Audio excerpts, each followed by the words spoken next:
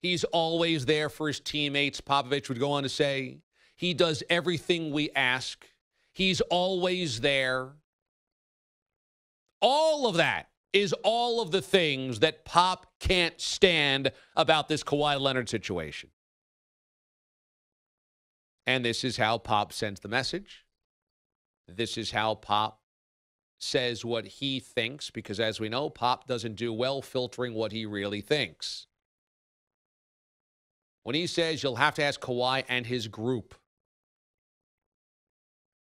he's taking a shot at Kawhi's got his head turned around from his advisors. When Pop talked about all the great things of LaMarcus Aldridge, he's taking a shot at all of the things that Kawhi Leonard isn't right now. And I don't think that this is salvageable from the Spurs and the Kawhi Leonard camp.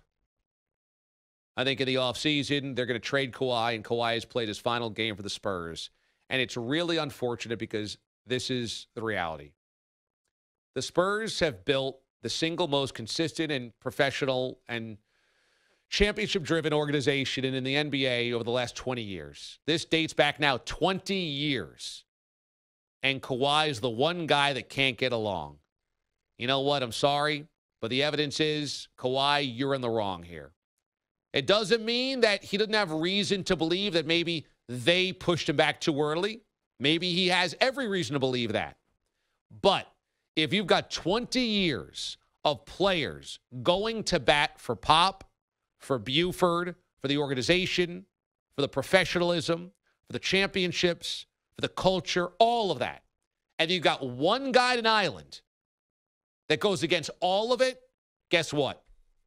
I'm all for revolutionaries. I'm all for pioneers. I'm all for trailblazers. But one guy